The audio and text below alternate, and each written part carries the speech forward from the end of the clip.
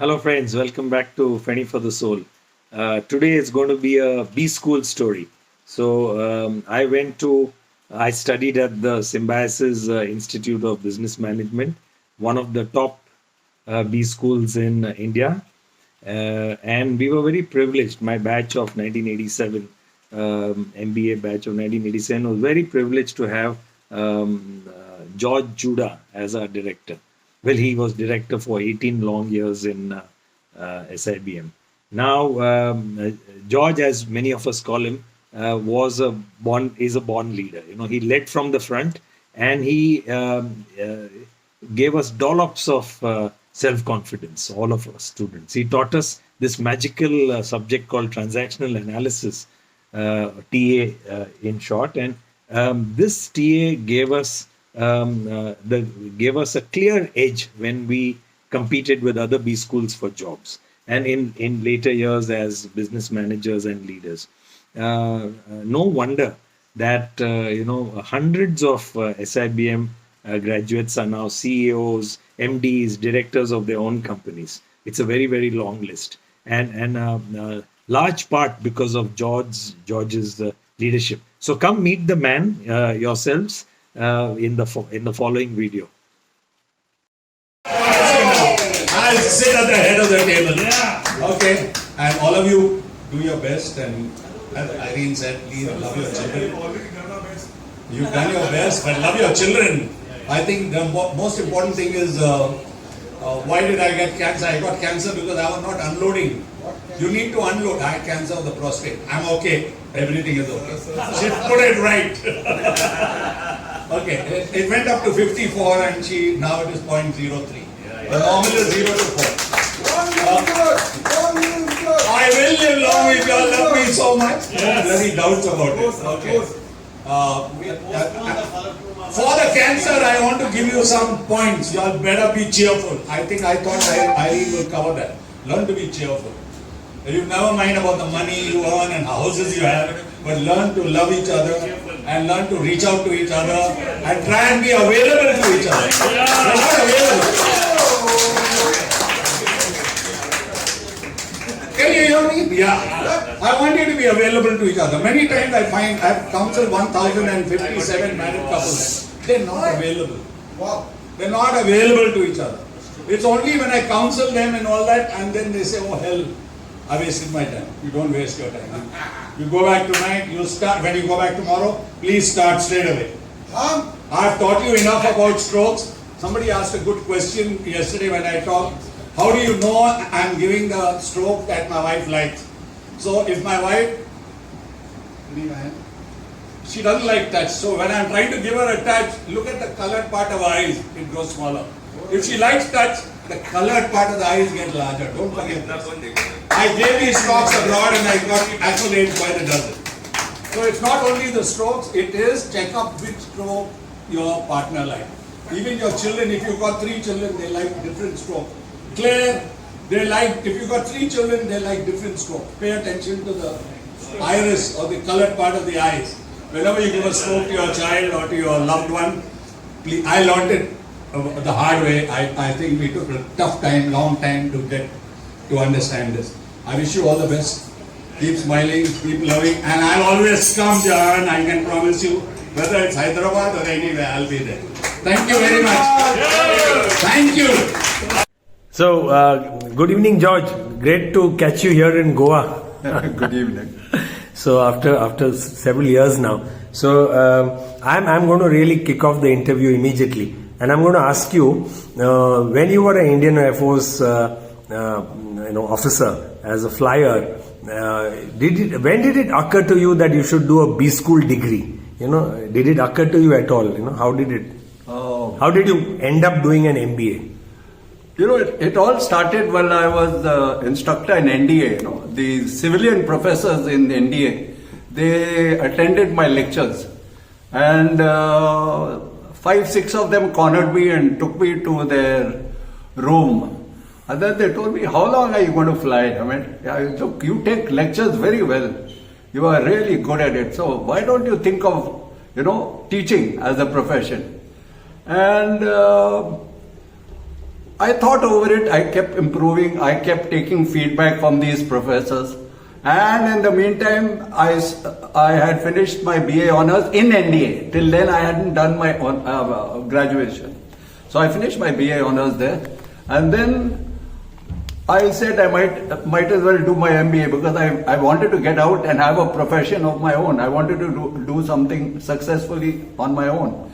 So I went and did the MBA entrance exam. I stood in the merit. And I was given admission in Symbiosis in the first batch.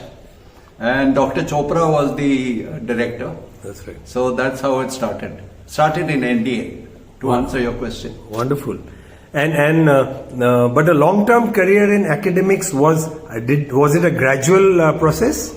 I mean, you equipped yourself with a B school degree and then academics just happened? When I did my MBA, my own batch would come to my NCC office where I was posted. And the NCC office was next to the Symbiosis college. So whenever a professor dropped out, they would come and ask me, why don't you take a talk? Why don't you take the lecture? So I used to ask them what topic. So they said, okay, this. So I said, give me 20 minutes. So I had my staff, they used to make the transparencies. In those days, we used the method of showing transparencies. So they used to make the transparency, then 20 minutes I would read up and then I would give a talk in my own class. And many times I was in my own uniform. So that's how I got caught by the chairman taking the class one day. He said, aren't you a student here? I said, yes, I am. So he said, may I sit for 30 minutes? Can I sit for a while? So he sat for 30 minutes and I kept taking my talk. And then he said, okay, I'm leaving, but you report to me in my office. When an Air Force commanding officer asks you to come and report to the office, you know you're going to get a put down. But this man, when I went to him, he said, look, are you ready to leave the Air Force and ready to be a director in my institute? I was surprised. So that's how it all started, and that's how I went forward to be the director of Symbiosis. And I worked there for 18 years. No, fascinating. Fascinating story. So I'm going to come right away to your favorite, topic, and that's transactional analysis. Did you consciously study that? I mean, because you became an expert in TA. So no, actually, even when I was young, my dad was reading a lot of psychology books. So I used to steal his books and read them quietly. He didn't want us to read them because he wanted me to concentrate on my senior Cambridge studies and all that. And I got interested in psychology. And then one day I even found this book on TA, transactional analysis, and I got interested. That's how I started liking the subject. And I started reading more and more of these books, and then I started believing that this is something I can really, bring up my son properly, ask parents to be better parents with their children. That's how I got interested. It had nothing to do with thinking about teaching my MBA students or that I'll be a director one day. That came afterwards. Wonderful. But if I ask you, does transactional analysis have a distinct benefit in the business world? Yes. Does it equip business school graduates more strongly? No, I think that it's important to treat your people well. And what transactional analysis, in short TA, teaches you to treat your subordinates with a lot of respect. And also, when they are working with you, one of the main things we've got to concentrate on, like I did with my students, is to raise their self-esteem. And one of the ways to raise the self-esteem was to use this transactional analysis. Because in TA, in short, TA, you might put a subordinate down, but you punish him for the act he has done, and you don't make him feel that you don't like him. So I might put him down for the act that he's done. So even if it's my son, even if it's my child, I will put him down for the act, but I will always tell him that I love you, that I care, and that is why I am trying to tell you this. For example, I caught my son smoking one day, and both my wife and I, we thought over it, and we thought we'll tell him. And then we told him, listen, you want to smoke, it's okay, but remember one thing, smoking, according to mom, who's a doctor with 2 MDs and 8 diplomas, what she insists is that you've got to look after your lungs. And as you get older, your lungs are going to trouble you. So think it over. We are not saying stop smoking, but just give it up slowly, give it up. And I think Akif, my son, stopped smoking after that. So I think it helps you to improve whatever you're trying to tell your subordinate to correct. You're not making him feel down. You're not touching his self-esteem. You're telling him that, okay, the act is wrong, but you are a nice person. Very nice. There's one thing I remember distinctly, and I'm sorry to say I have not been able to implement it completely. That's defer value judgment, Yes. It's such a powerful TA tool, and even now at my 62 years young, I still make that mistake, I might jump the gun. So what do you have to say about that? Well, that defer value judgment, just that aspect. I think, one of the things we need to do in our life is do some meditation, which I think I started doing it in your classes. I used to make you all sit for 5 minutes quietly before the class starts, and everybody used to wonder what the hell is happening. But one of the reasons is that you calm yourself down. So even when you're angry, I remember telling you students that please remember to count 10 before you talk. So you calm yourself down. So in the meantime, your brain takes over, your anger subsides, and then you're able to come into your adult ego state, which TA teaches you that. There's a parent, there's an adult, there's a child. So you come into your adult ego state and you start distancing yourself from the problem, from the act, from the anger, and then naturally you'll speak better. You won't put him down, your subordinate down, or your child down. Wonderful. So that is deferring judgment, delaying judgment, delaying your answer, holding, start becoming calm in the meantime. Amazing. Thank you so much. I was just chatting with you a little earlier. I wanted you to somehow define that one critical edge you gave your students, especially because we remember in Symbiosis Institute of Business Management, SIBM, we had a distinct edge thanks to your input. So I know a certain answer, but what do you think? What is the edge you gave? No, I think one of the things that I was sure of, that I have to raise my students' self-esteem. If the student's self-esteem is up, I think nothing could make him feel inferior without his permission. I have to give myself permission to feel down about something. So one of the good things about this transactional analysis and all that I was teaching was to raise your self-esteem. That no one can put you down unless you give him permission to put you down. Yeah. You don't give the permission, you stay calm, distance yourself, stay quiet. Yeah. And that's how I think our students have done really well. That's true. Thank you. Okay. If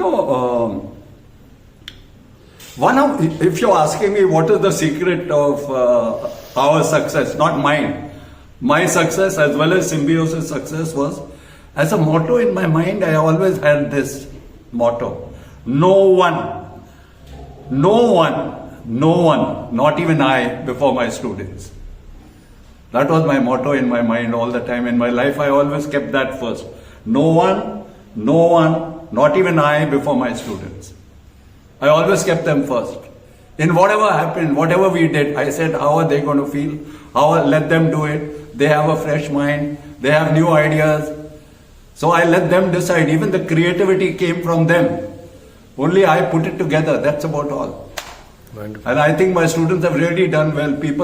Now we've got a director who's the chairman of L&T. Yeah. Can you imagine? Yeah. Subramaniam. That's right. And 4 or 5 of them are directors of banks today. Yeah. I've nearly got 400 students who are directors of companies and banks, and many of them have started their own organization and doing really well. True. And I feel really proud, I feel proud. Yeah. Thank you. Thank you. What has been your most satisfying moment as a B school director, It's going to be a difficult question because of so many decades of teaching. Anything you remember? You might remember 1 or 2 anecdotes. There are lots of them. I really can't point out, but Oh, what should I say? You know, I went to IIM Ahmedabad and I taught for a few months. And by the time I finished 3 months, I felt Symbiosis was a much better institute than IIM Ahmedabad. I was in IIM Ahmedabad for 3.5 months. Okay. There was a swimming pool there and no one used to swim, only the director, Dr. Judah, only Dr. Judah as a professor, 5:30 in the morning. I was the only one who brought horses into the campus and I used to go for a horse ride. And 2 girls joined me for some time. They were army officers' children. So they said, "Sir, can we join you?" But see, my students had nothing in the way of a building or in the way of infrastructure. But we had a lot of energy and a lot of self-esteem and a lot of togetherness that brought us up. And one of my secrets with the students was, it's your college, it's not mine. It's your institute, it's your class, you're going to pass out in 1994 or 1996 or 1997 it's you who are running this class. You decide, you choose a president, you choose a placement coordinator. So you decide everything. In fact, I want to give you an example. We went to Bombay with a whole batch of students and the whole lot of us were in a 5-star hotel in the conference hall, huge hall. And this guy, he had come from a very good company and he was giving a talk. After 15 minutes, he suddenly shut up and he tells me, "Dr. Judah, how do you control these students? How is it that they're not talking? How is it that they're so quiet?" I just stood up and said, "I'm not doing anything to control them. You can ask the president, the student council." The president, student council stood up and said, "Judah sir never interferes with us. Judah sir gives us a loose rope. We run the college the way we want. Only he is there to give us direction all the time." And we really got a very good feedback, and this big company came and took students for placement from us, only because of their behavior in that hall when he was giving a talk. Wonderful. Not one sound, no one spoke. They were all looking at him all the time. He says, "I got scared with the attention I was getting." Wonderful. Yeah. Great. Lovely anecdote. So finally, I wanted to ask you, where do you think B school education is headed, presently? If you've been, I think you might be reading up and... I have a feeling the faculty is not really involved, like the way we were. I think my faculty was totally involved with whatever work I gave them, whatever jobs or tasks I gave them. It's because I was also involved. We were always in it, And another thing, we let our students do everything, We didn't do much. We told them what's to be done and they had to decide how to do it. So we didn't interfere in that. So in that, even they made mistakes, we had a feedback session, they took the feedback and they improved the next time. Yeah. For example, even looking after the first batch, even looking after the next batch when we were taking the entrance, the senior students did all that planning. They made the groups, they made the batches, who they were going for this batch for interviews, to this batch for GDs. They were doing all that. It's not Judah, the director, or my staff. My staff and I, we just told them, "You do it. We are going to watch you. This is the practice you're going to get, which you'll do in the companies. So make your mistakes with us so that we can give you feedback." That's the secret of why we did well in Symbiosis. Thank you so much, George. Lovely chatting with you. God bless you. God bless you. It was a pleasure seeing you again. Thank you. Thanks.